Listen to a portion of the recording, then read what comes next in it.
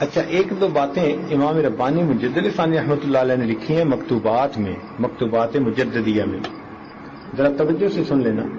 جیسے ایک وقت ہوتا ہے نا جب سحری ہوتی ہے تو دن کی روشنی کا آغاز ہو جاتا ہے، صبح صادق، ایسے ہی ہوتا ہے نا۔ پھر ایک وقت ہوتا ہے کہ جب سورج نکل آتا ہے۔ اسی طرح امام ربانی مجدد ثانی رحمۃ اللہ نے فرمایا کہ 15 شعبان کی رات اللہ تعالی کی طرف سے ان رحمتوں کے ایام کی صبح صادق شروع ہو جاتی ہے، اور پھر یہ روشنی بڑھتی رہتی ہے، نور بڑھتا رہتا ہے، حتیٰ کہ جب پہلی رمضان کا دن آتا ہے تو گو سمجھیے کہ رحمت کا سورج طلوع ہو جاتا ہے۔ دوسری بات وہ یہ لکھتے ہیں کہ 15 شعبان کی رات بندے کے لیے بجٹ کی رات ہے، بجٹ بننا شروع ہو جاتا ہے۔ آئندہ سال اس بندے کا رزق کا کیا معاملہ ہوگا، رزق میں انسان کا مال، اس کی اولاد، اس کی صحت، اس کی بیوی، بچے، ہر چیز دنیا کی شامل ہے۔ تو وہ کہتے ہیں کہ یہ 15 شعبان سے انسان کا بجٹ بننا شروع ہو جاتا ہے، حتیٰ کہ پورا رمضان بنتا رہتا ہے، اور لیلۃ القدر میں یہ بجٹ انسانوں کا اللہ تعالیٰ فرشتوں کے حوالے فرما دیتے ہیں، تو آئندہ سال کے بجٹ کا فیصلہ کریں۔ لہذا ان دنوں میں اگر ہم آئندہ سال کے بارے میں اللہ تعالیٰ سے خوب دعائیں مانگیں گے تو اللہ تعالیٰ کی طرف سے رحمتوں کا فیصلہ ہوگا۔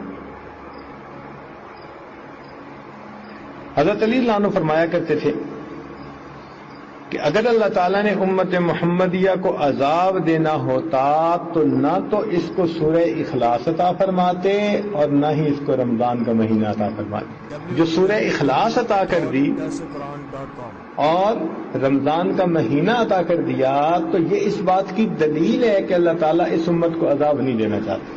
چنانچہ حضرت یوسف علیہ السلام کے 11 بھائی تھے، اس لیے انہوں نے کیا دیکھا تھا خواب، انی رأیت احد عشر کوکبا، 11 ستارے۔ تو کتنے ستارے دیکھے؟ تو 11 ستارے دیکھے۔ تو 11 بھائیوں کی غلطی معاف کس کی وجہ سے ہو گئی تھی؟ یوسف علیہ السلام کی وجہ سے۔ یوسف علیہ السلام نے معاف کر دیا تھا نا، پھر دعا مانگی تھی تو معاف ہو گئی غلطی۔ تو 11 بھائیوں کی غلطی کس کی وجہ سے معاف ہو گئی؟ ایک بھائی 12ویں کی وجہ سے۔ تو علماء نے لکھا ہے کہ سال کے کل 12 مہینے، 11 مہینوں کے گناہ اللہ تعالیٰ معاف فرما دیتے ہیں اس 12ویں مہینے رمضان کی وجہ سے، جس کو اللہ تعالیٰ نے مہینوں میں وہی شان دی جو یوسف علیہ السلام کو بھائیوں میں شان عطا فرمائی ہے۔